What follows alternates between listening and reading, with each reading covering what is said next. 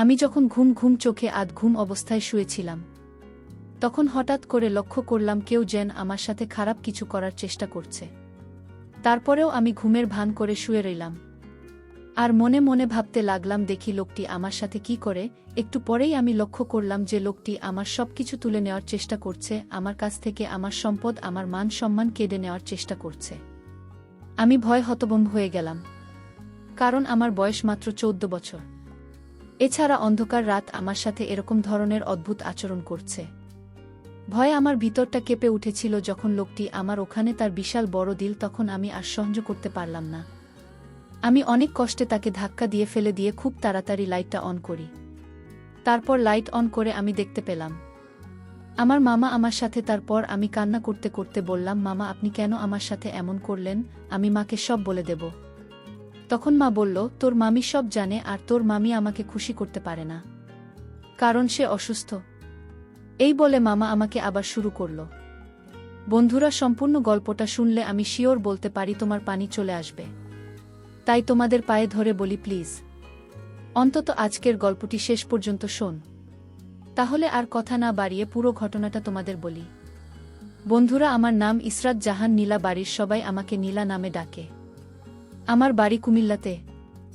এখন আমার বয়স 21 বছর। আমি আজকে তোমাদেরকে যে গল্পটি বলব, তখন আমার বয়স ছিল মাত্র 14 বছর। ঘটনাটি হয়েছিল আমার নিজের মামার সাথে, যেখানে আমার জীবনের সর্বপ্রথম এত বড় সর্বনাশ করেছিলেন আমার মামা। আমার মামার বাড়ি আমাদের বাড়ি থেকে প্রায় 15 কিলোমিটার দূরে ছিল। গত গ্রীষ্মের ছুটিতে আমি আমার মামার বাড়িতে বেড়াতে যাই। 2 সপ্তাহের জন্য গ্রীষ্মের ছুটি পেয়েছিলাম। মামার বাড়িতে অনেক মজা করা যাবে এই ভেবে আমি আমার মামার বাড়িতে গিয়েছিলাম। খুব আনন্দ হবে সেখানে, তাই মনে মনে খুব উপস্থিত ছিলাম। অন্যান্য সময় মামার বাড়ি গিয়ে বেশি দিন থাকতাম না। আমরা মামা, মামি, আমি এবং আরও অন্যরা সবাই মিলে খুব আনন্দের দিন কাটত। খুব মজা হতো সেখানে। যাই হোক, প্রথম দিন মামার বাড়িতে খুব আনন্দ উল্লাস করে। আমি যখন রাতে শুতে যাব, ঠিক সেই সময় মামা আমাকে ডাক দিয়ে বলল, মা নীলা, তোর মা আমি খুব অসুস্থ। জানি না কি হয়েছে। সকাল থেকে মাথা নাকি প্রচণ্ড ব্যথা করছে, বিছানা থেকে উঠতে পারছেন না। আর এদিকে আমি সারাদিন কাজ করে এসেছি, আমার শরীরটা ম্যাজম্যাজ করছে। গত পরশু আমি কবিরাজের বাড়ি গিয়েছিলাম। কবিরাজ আমাকে এই তেলটা দিয়ে বলল যে প্রতিদিন রাতে ঘুমানোর আগে এই তেলটা দিয়ে ঘুমাবেন। তবে তেলটি যাকে দিয়ে দেবেন তাকে বলবেন অবশ্যই তেলটি যেন প্রথম এসে নাক দিয়ে শুকে নেয়। তারপর সে আপনার এখানে তেলটি দিয়ে যাতে খুব ভালোভাবে মালিশ করে দেয়। মানিলা, গতকালকে আমি তোমার মামিকে দিয়ে এইভাবে তেলটা মালিশ করে নিয়েছিলাম, কিন্তু আজকে তো আর পারতেছি না, কারণ আজকে তোমার মামা খুবই অসুস্থ। এখন তুমি যদি কিছু মনে না করো, তাহলে দয়া করে আমার এখানে তেলটি দিয়ে একটু মালিশ করে দাও। পিছন দিকে তো আর আমি একা একা মালিশ করতে পারি না, তাই তোমার সহযোগিতা আমার খুব প্রয়োজন। মামার মুখ থেকে এরকম ধরনের করুণ কথা শুনে আমি মামার এখানে এই তেল দিয়ে মালিশ করতে রাজি হয়ে গেলাম। কোনো দ্বিধা করলাম না, কারণ সে তো আমার আপন মামা। তারপর আমি যখন মালিশ শুরু করতে যাব, তখন মা বলল, মা নীলা, সর্বপ্রথম তুমি এই তেলটাকে আগে শুকে নাও। তারপর 23 মিনিট পর কবিরাজ মশাই বলেছেন আমার শরীরে মালিশ করার জন্য। আমি মামার কথা অনুযায়ী তেলটাকে কিছুক্ষণ শুকরাম। সুতার সাথে সাথে আমি অনুভব করলাম যে আমার সমস্ত মাথা ঝাঁকি দিয়ে উঠেছে, সমস্ত শরীরটা ঝাঁকি দিয়েছে। কেমন জানি একটা ঝাঝালো ঝাঝালো ভাব আমার কাছে লাগল। তাতে আমি কিছু মনে করিনি। আমি ভাবলাম হয়তো এটা এই তেলের একটা অন্যরকম পাওয়ার। এরপর আমি তেলটাকে আমার ডান হাতে নিলাম। এরপর মামার পিছনের দিক থেকে, মানে যে জায়গায় ব্যথা অনুভব করে, সে জায়গায় দিতে শুরু করলাম। মামা খুব আরাম পাচ্ছিল মনে হচ্ছে। মা বলল, মা নীলা, তুই তো খুব ভালো করে মালিশ করতে পারিস। এত সুন্দর মালিশ তুই শিখেছিস কোথা থেকে? আমি বললাম, মামা, আমার বাবারও এরকম ধরনের ব্যথা হতো। আমি ছোটবেলায় বাবাকে এভাবে মালিশ করে দিতাম আর বাবা অনেক আরাম পেতে। আসলে আমি বাবার কাছ থেকে এরকম সুন্দর করে মালিশ করা শিখেছি। মামা আমার কথা শুনে মুচকি হাসি দিল আর বলল, খুব ভালো। আচ্ছা ঠিক আছে নিলাম, তাহলে আমাকে একটু ভালো করে মালিশ দাও। আমিও তোমার মালিশ পেয়ে অনেক আরাম পাচ্ছি। একেবারে চোখে ঘুম চলে আসছে। মামার মুখ থেকে এরকম ধরনের প্রশংসা শুনে আমি খুব আনন্দ পেয়েছিলাম, আর মামার ওখানে মালিশ দেওয়ার জন্য খুব আগ্রহী হয়ে যাচ্ছিলাম, কারণ মামা আমার খুব প্রশংসা করছিল। আমার দুষ্টু বন্ধুরা, তোমাদেরকে একটি কথা বলে রাখি। মেয়েদেরকে কোনো কাজে যদি প্রশংসা করা হয় তাহলে সেই কাজে কিন্তু মেয়েদের আগ্রহ অনেকটা বেড়ে যায়। তাই আমার অবস্থাও ঠিক সেরকমই হয়েছিল। মামার মুখ থেকে প্রশংসা আরও বেশি পাওয়ার জন্য মা আমাকে খুব ভালোভাবে মালিশ দিতে শুরু করলাম। এভাবে মামাকে প্রায় 10-12 মিনিট মালিশ দেওয়ার পর আমার কেমন জানি লাগছিল। মাথাটা কেমন জানি আমার হঠাৎ করে ঘুরে যাচ্ছিল। বুঝতে পারলাম না কি হচ্ছে।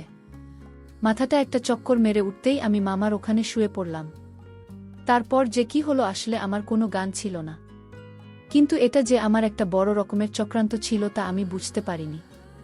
এই তেলের মধ্যে হয়তো এমন কিছু মিশিয়েছিল যে কারণে 10-12 মিনিট পর আমি এভাবে পড়ে গেলাম। আজ সকালে ঘুম থেকে উঠে দেখি আমার সবকিছু এলোমেলো অবস্থায় পড়ে রয়েছে।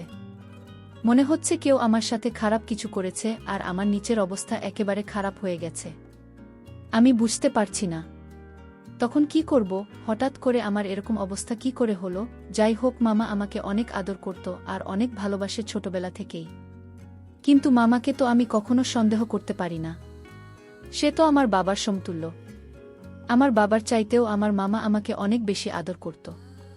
আর সবচেয়ে বড় কথা হলো, আমি যখন আমাকে তেল দিতে গিয়েছিলাম, মানে মালিশ করতে গিয়েছিলাম, তখন আমার মনে হচ্ছিল আমি মামাকে মালিশ দিচ্ছি। কিন্তু সকালে ঘুম থেকে উঠে দেখি আমি আমার রুমে শুয়ে আছি আর মামা মামার রুমে শুয়ে আছে। সকালে ঘুম থেকে উঠে আমি সঠিকটা আন্দাজ করতে পারছিলাম না, মনে করতে পারছিলাম না। রাতে ঘুমানোর পূর্বে আমার সাথে কি হয়েছিল আমি সেটা ভুলে গিয়েছিলাম। আর তাছাড়া তখন আমার বয়স ছিল খুবই কম, মাত্র 14 বছরের মাথায় আমার এত কিছু বোঝার ক্ষমতাও ছিল না। আমার মামার বাড়িতে আমি প্রায় 17 দিন ছিলাম। 17 দিনের মধ্যে আমার সাথে 17 দিন এরকম ধরনের অনাকাঙ্ক্ষিত ঘটনা ঘটেছে যা আমি কখনো কল্পনাও করতে পারি নাই। প্রথম দিন তো আমি ভেবেছিলাম হয়তো আমি সেটা কোনো দুঃস্বপ্ন দেখছি বা রাতের বেলায় আমার স্বপ্নে কিছু হয়েছে যে কারণে আমার এই অবস্থা হয়েছে। কিন্তু দ্বিতীয় দিনেও আমি দেখলাম আমার একই অবস্থা। আর আস্তে আস্তে মামির শরীর আরও অসুস্থ হয়ে পড়ল। কিন্তু প্রতিদিনই মামা আমাকে দিয়ে এভাবে প্রথমে মালিশ করানোর নামে এই তেল নাকে শোকাতে নেন। তারপর কিছুক্ষণ পরে আমি জ্ঞান হারিয়ে ফেলতাম আর কিছুই বুঝতে পারতাম না। তারপর আমার সাথে অদ্ভুত ধরনের কিছু হতো। আমি সকালে কিছু বলতে পারতাম না, মনে করতে পারতাম না। শুধু এটুকুই বুঝতে পারতাম যে রাতে কেউ আমার সাথে খুব বাজে আচরণ করেছে, তা আমার এলোমেলো অবস্থা দেখে খুব ভালোভাবে বোঝা যাচ্ছে। মামার বাড়িতে বেড়াতে যাওয়ার প্রায় 8-10 দিন হয়ে গেল।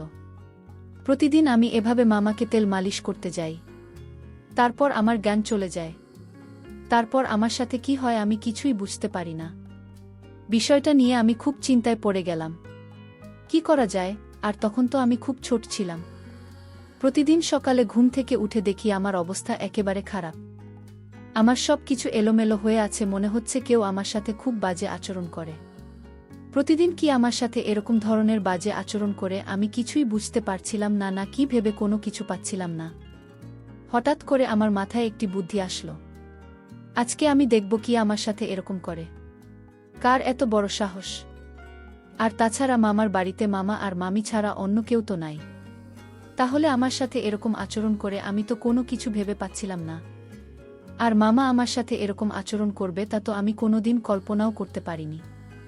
চিন্তা করলাম আজকে যেভাবেই হোক এর রহস্য আমাকে খুঁজে বের করতে হবে। জানতে হবে কে আমার সাথে প্রতিদিন এরকম ধরনের আচরণ করে। পরের দিন রাতের বেলায় মামা যখন আমাকে ডাকল তার ওখানে তেল দিয়ে মালিশ দিয়ে দেওয়ার জন্য, তারপর মামা যখন বলল তেলটা আগে শুকে নিতাম, আমি একটু চালাকি করে আমার নাকের ভেতরে তুলে দিয়ে দিলাম। এমনভাবে তোলা লাগিয়েছিলাম যাতে ওষুধের যে পাওয়ার ওষুধের ক্ষমতা সেটা আমার নাকের ভিতর দিয়ে কখনো আমার ভিতরে না যেতে পারে। আর যদি না যেতে পারেন তাহলে আমি আর অজ্ঞান হব না। তাহলে আমি বুঝতে পারব প্রতিদিন কি আমার সাথে এরকম ধরনের নোংরামি আর বাজের আচরণে মেতে ওঠে। মনের মধ্যে অনেক রাগ, আমার অগোচরে সে আমার এত বড় সর্বনাশ করছে। পরিকল্পনা অনুযায়ী আমি আমার কাজ করতে লাগলাম। কিন্তু সেদিন যখন মামার ওখানে তেল দিয়ে মালিশ করতে যায় তখন আর আমি অজ্ঞান হইনি, কারণ এই তেলের মধ্যে যে গ্যাসটা ছিল সেটা আমার ভেতরে ইফেক্ট করতে পারেনি। তারপরেও আমি পূর্বের মতো ভান ধরে পড়ে রইলাম। কিছুক্ষণ পর দেখলাম মামা আমাকে সরিয়ে আমাকে শুইয়ে আস্তে আস্তে তার রুমে চলে গেল। আমি অবাক হতে লাগলাম যে মামা তো আমার এখান থেকে আমাকে সুন্দর করে শুয়ে তারপর চলে গেল। তাহলে সকালে ঘুম থেকে উঠে আমার এরকম অবস্থা হয় কেন? ভাবলাম আজকে সারা রাত জেগে থাকব, দেখবা আমার সাথে কি হয়। চিন্তা করতে করতে কোনো ঘুম আসছিল না। মনের মধ্যে শুধু একটাই চিন্তা, আমার সাথে কি হয় তাহলে। বন্ধুরা, ভিডিও মাঝখানে তোমাদের একটা কথা বলতে চাই। আমি তোমাদের আনন্দ দেওয়ার জন্য রাত জেগে খুব কষ্ট করে ভিডিও বানাই। তাই তোমাদের কাছে অনুরোধ থাকবে, অবশ্যই এই ভিডিওটি দেখে একটি লাইক করবে এবং চ্যানেলটি সাবস্ক্রাইব করে পাশে থাকবেন। মামা তো আমাকে কিছু করল না, তাহলে কি আমার সাথে এরকম করে? এসব ভাবতে ভাবতে ঘণ্টাখানেক পরেই দেখলাম আস্তে আস্তে কি যেন দরজা খুলে আমার কাছে আসো। আমার পাশে দাঁড়িয়ে আমার মুখের দিকে তাকিয়ে আমাকে একটা ফু দিল। তারপরেও আমি ঘুমের ভান করে শুয়ে রইলাম। মনে মনে ভাবতে লাগলাম, দেখি লোকটি আমার সাথে কি করে। একটু পরেই আমি লক্ষ্য করলাম যে লোকটি আমার সবকিছু তুলে নেওয়ার চেষ্টা করছে। আমার কাছ থেকে আমার মান সম্মান, আমার ইজ্জত কেড়ে নেওয়ার চেষ্টা করছে। আমি ভয় হতভম্ব হয়ে গেলাম, কারণ আমার বয়স মাত্র 14 বছর। এছাড়াও রাতের অন্ধকারে আমার সাথে এরকম ধরনের অদ্ভুত আচরণ হচ্ছে। ভয় আমার ভিতরটা কেঁপে উঠছিল। যখন লোকটি আমার এখানে তার একটু দিবে, তখন আমি আর সহ্য করতে পারলাম না। আমি অনেক কষ্টে তাকে ধাক্কা দিয়ে ফেলে দিল। আমার খুব তাড়াতাড়ি লাইটটা অন করি। লাইটটা অন করার সাথে সাথে আমি যা দেখলাম তাতে আমার মনে হলো আমি আকাশ থেকে মাটিতে লুটিয়ে পড়লাম। অর্থাৎ আমার নিজের মামা আমার সামনে মাথা নিচু করে দাঁড়িয়ে রইল। আমি রাগে করে আমাকে খুব তিরস্কার করতে শুরু করলাম। আমার খুব দুঃখ প্রকাশ করলাম। মা আমাকে বলতে লাগলাম, তুমি আমার আপন মায়ের ভাই, আর তুমি আমার সাথে এরকম কাজটি করবে তা আমি কল্পনাই করতে পারিনি। এই বলে আমি খুব কাঁদতে লাগলাম। তারপর মা মাথাটা নিচু করে আমার ওখান থেকে চলে আসলো। সেদিন রাত পেরিয়ে সকাল হলে আমি আমার মামার এখানে গেলাম। মামা আমাকে দেখে খুব হাসি খুশি করছিল।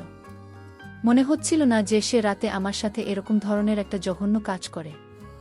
তার এই আচরণ দেখে আমি অনেকটা হতবাক হয়ে যাই। ভাবলাম, আমার মামা এত খারাপ, এত জঘন্য। আস্তে আস্তে আমার মনটা খারাপ হতে লাগল। এক পর্যায়ে আমি মামার সামনে কেঁদে দিলাম। আমার কান্না দেখে মামা খুব বিস্ময়ের সাথে আমাকে জিজ্ঞেস করল, মা নীলা, তোমার কি হয়েছে? তুমি কাঁদছ কেন? মামার এরকম আহ্লাদের কথা শুনে আমার কাছে আরও বিরক্তিকর লাগছে। এক পর্যায়ে আমি মামাকে বলতে বাধ্য হলাম যে, মামা, তোমার বাহিরে এক রূপ আর ভিতরে আরেক রূপ। তুমি আমার সাথে যা করেছ তা কোনোভাবে মেনে নেওয়া সম্ভব না। আমার কথা শুনে মামা খুব অবাক হয়ে গেল আর বলল, মা নীলা, এসব তুমি কি বলছো?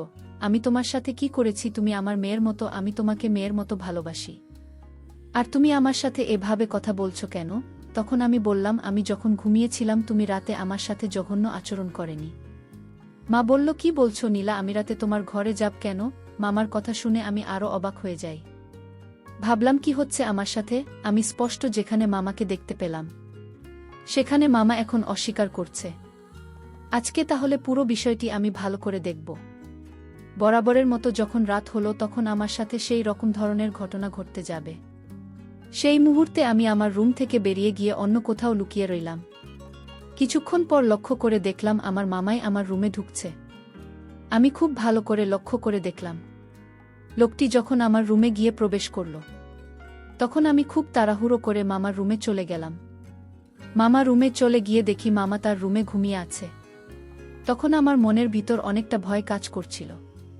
ভাবলাম, আমাকে আমি নিজের চোখে দেখে আসলাম, আর মামা তার রুমে ঘুমিয়ে আছে, তাহলে সেই লোকটিকে দেখতে তো হুবহু আমার মামার মতো দেখা যায়। ঘটনাটি দেখে আমি খুব ভয় পেয়ে গেলাম। ভয় পেয়ে আমার মা আমাকে ঘুম থেকে গিয়ে ডেকে তুললাম, আর পুরো ঘটনাটি আমাকে বিস্তারিত বললাম। তারপর মা বলল, মানিলার জন্য তুই আমার সাথে এরকম ধরনের আচরণ করতে, তাই না? আমি বললাম, হ্যাঁ মামা। মামা সম্পূর্ণ বিষয়টি বুঝতে পারল। বোঝার পর মা বলল, আগামীকালকে আমি তোমাকে কবিরাজ বাবার কাছে নিয়ে যাব।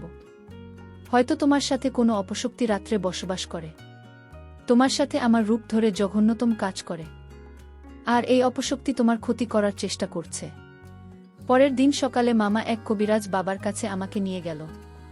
কবিরাজ বাবা আমাকে খুব ভালো করে পরীক্ষা করে দেখবেন। তারপর আমার মা বলল, তোমার ভাগ্নের সাথে এক দুষ্টু জিন বসবাস করে এবং প্রতিদিন রাতে তার সাথে খুব বাজে আচরণ করে।